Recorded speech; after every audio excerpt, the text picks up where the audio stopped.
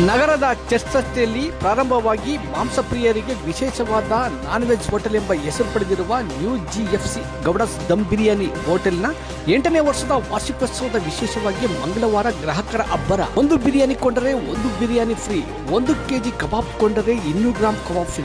ಮೊದಲೇ ರುಚಿಕರ ಮಾಂಸ ಖಾದ್ಯಗಳಿಗೆ ಹೆಸರಾಗಿದ್ದ ಹೋಟೆಲ್ನಲ್ಲಿ ಈ ವಿಶೇಷ ಫ್ರೀ ಧಮಕಾದ ಲಾಭ ಪಡೆಯಲು ಗ್ರಾಹಕರ ದಂಡೆ ಹೋಟೆಲ್ನ ಮುಂದೆ ಜಮಾಯಿಸಿತು.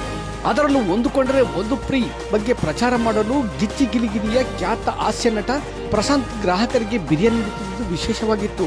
ಈ ಸಂದರ್ಭದಲ್ಲಿ ಮಾತನಾಡಿದ ಅವರು, ರುಚಿಕರ ಮಾಂಸಾಹಾರದ ಜೊತೆಯಲ್ಲಿ ಮಾಂಸ ಪ್ರಿಯರಿಗೆ ವಿಶೇಷವಾದ ಸ್ಪರ್ಧೆಯನ್ನು ಇಟ್ಟು ಬೆಲೆ ಬಾಳುವ ಸೈಕಲ್ ನೀಡುತ್ತಿರುವುದು ಹೋಟೆಲ್ನ ಕಾಳಜಿಯನ್ನು ಬೆಳೆಸುತ್ತದೆ ಎಂದರು. ಹಾಗೂ ಬಿರಿಯಾನಿ ಚಪ್ಪರಿಸಿದವರಿಗೆ ಕೂಪನ್ ನೀಡಿ ಅದರಲ್ಲೂ ಆಯ್ಕೆಯಾದವರಿಗೆ ಬೆಲೆ ಬಾಳುವ ಸೈಕಲ್ ನೀಡುತ್ತಿದ್ದಾರೆ ಎಂದರು.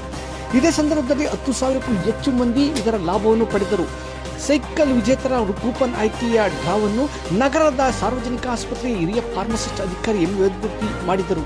ಬೆಲೆ ಬಾಳುವ ಸೈಕಲ್ ಪಡೆಯುವ ಅದೃಷ್ಟ ಅರ್ಲಾಪುರದ ಗಿರೀಶರವರ ಪಾಲಾಗಿತ್ತು. ಈ ಸಂದರ್ಭದಲ್ಲಿ ನ್ಯೂ GFC ಗೌಡಸ್ ದಮ್ ಬಿರಿಯಾನಿ ಹೋಟೆಲ್ನ ಮಾಲೀಕ ಪುರುಷೋತ್ತಮ್ ಹಾಗೂ ಹಲವಾರು ಮಂದಿ ಹಾಜರಿದ್ದರು.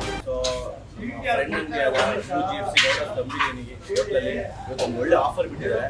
By one biryani get one biryani free, 1 kg kebab free, 200 gram kebab free, ಈ ಥರದ ಆಫರ್ಗಳನ್ನ ಬಿಟ್ಟಿದ್ದಾರೆ. ಆ್ಯಂಡ್ ಇನ್ನೊಂದಂದರೆ ಪ್ರತಿ ತಿಂಗಳು ಲಕ್ಕಿ ಡಿಪ್ಪಲ್ಲಿ ಎಷ್ಟೋ ಮಕ್ಕಳ ಸಹಾಯ ಆಗಲಿ ಅಂದ್ಬಿಟ್ಟು ಸೈಕಲ್ ವಿತರಣೆ ಕೂಡ ಮಾಡಿದ್ದಾರೆ. ಇದೊಂದು ಒಳ್ಳೆ ಇನಿಷಿಯೇಟಿವ್ ಅಂತಲೇ ಹೇಳ್ಬೋದು, ಒಳ್ಳೆ ಸ್ಟಾರ್ಟ್ ಅಂತಲೇ ಹೇಳ್ಬೋದು. ಯಾಕಂದರೆ ಈ ಥರ ಎಲ್ಲರೂ ಮಾಡೋದಿಲ್ಲ, ಸೊ ಅವ್ರು ಮಾಡ್ತಿದ್ದಾರೆ. ಸೊ ಪ್ರೋತ್ಸಾಹ ಮಾಡೋಣ ಎಲ್ರಿಗೂ. ಆ್ಯಂಡ್ ಬಂದವರೆಲ್ಲ ಇಲ್ಲಿ ಬರೀ ತಿಳ್ಕೊಂಡು ಹೋಗೋದಲ್ಲೇ ಸೈಕಲು ತೊಗೊಂಡೋಗೋ ಆಸೆ ಇಟ್ಕೊಂಡು ಬಂದಿರ್ತಾರೆ. ಸೊ ಅದು ಆಗಲಿ ಅಂತ. So by one get one ಮಾಡೋ ಉದ್ದೇಶ ಅಂತಂದರೆ ಇಬ್ಬರು ತಿನ್ನೋ ಜಾಗದಲ್ಲಿ ಇಬ್ಬರು ತಿನ್ನಲಿ, ಇದೊಂದು 3 ಜನ ತಿನ್ನಲಿ ಅನ್ನೋ ಒಂದು ಉದ್ದೇಶದಲ್ಲಿ by one get one offer ಇರುತ್ತೆ. ಬಿರಿಯಾನಿ ಕೇವಲ 120 ರೂಪಾಯಿ, ತುಂಬ ಕಡಿಮೆ ಬೆಲೆಯಲ್ಲಿ ಕೊಡ್ತಿದ್ದಾರೆ. ಟೇಸ್ಟ್ ಕೂಡ ನಿಜವಾಗ್ಲೂ ತುಂಬ ಚೆನ್ನಾಗಿದೆ, ನಾನೇ ತಿಂದಿದ್ದೀನಿ.